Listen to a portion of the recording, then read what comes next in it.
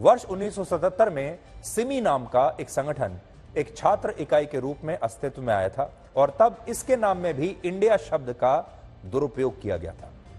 सिमी का मतलब था students Islamic movement of India, लेकिन इस संगठन ने भारत में कई बम धमाके करवाए जिनमें सैकड़ों लोग मारे गए और इसके बाद सिमी को भारत में बैन कर दिया गया।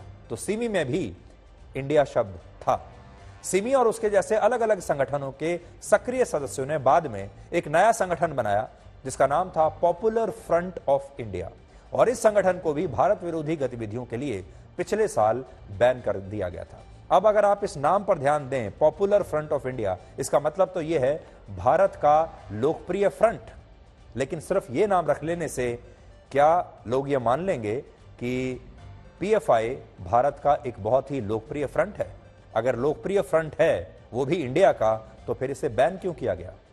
इन संगठनों के अलावा और बहुत सारे ऐसे नाम हैं जैसे rehab India foundation, campus front of India और ऑल इंडिया इमाम्स काउंसिल जैसे संगठनों ने भी खुद को इंडिया बताते हुए भारत विरोधी गतिविधियों को खुलकर अंजाम दिया है और बाद में इन सभी संगठनों पर प्रतिबंध लगाना पड़ा, जिससे यह समझ में आता है कि नाम का अपना एक प्रभाव तो जरूर होता है, लेकिन नाम की आड़ में ब्लैक को हमेशा व्हाइट नहीं किया जा सकता।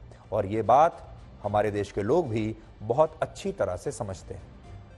पाकिस्तान और अफगानिस्तान में भारत के खिलाफ जिहाद की बातें करने वाले कई आतंकवादी संगठन आज भी अपने नाम में इंडिया शब्द का इस्तेमाल करते हैं, जैसे इंडियन मुजाहिदीन, अल कायदा इन इंडियन सबकॉन्टिनेंट और जमात उल मुजाहिदीन इंडिया नाम के आतंकवादी संगठन आज भी भारत के खिलाफ जिहाद कर रहे हैं। लेकिन इसके साथ ही ये खुद को इंडिया भी बताते हैं, इंडिया शब्द का नाम भी इस्तेमाल करते हैं। इसीलिए आप खुद सोचिए कि क्या इंडियन मुजाहिदीन में इंडियन शब्द होने से यह आतंकवादी संगठन इंडिया हो सकता है? भारत के साथ इसका कोई रिश्ता कभी भी स्थापित हो सकता है?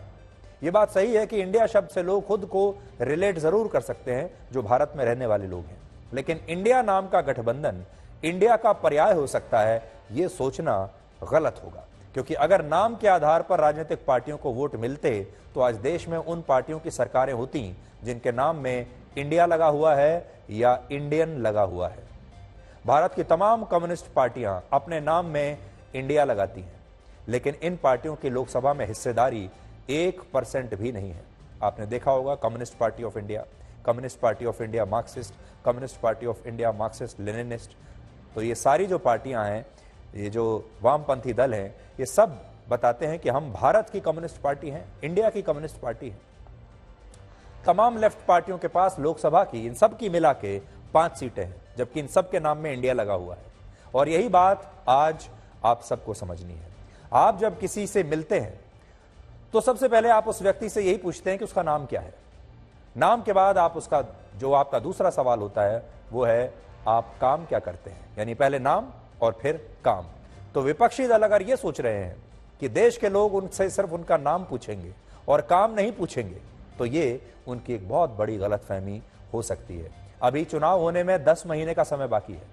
विपक्षी दलों ने नाम तो बहुत अच्छा रख लिया, इंडिया। राहुल गांधी का ये आइडिया है, आइडिया अच्छा था।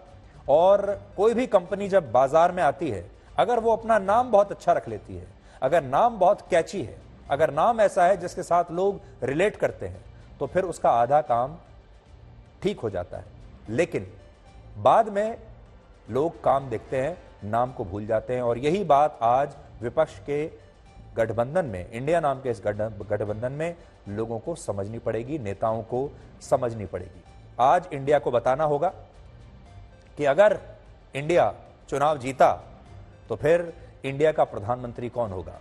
आज इंडिया को यह बताना होगा कि अगर वो जीते तो उनकी रणनीति, उनके पास ऐसी कौन सी रणनीति है, ऐसी कौन सी नीतियां हैं जो एनडीए की सरकार से अलग होंगी। क्या वो ये बता पाएंगे? क्या वो लोगों का विश्वास जीत पाएंगे? यह भी बहुत बड़ी चुनौती आगे चलकर होने वाली है।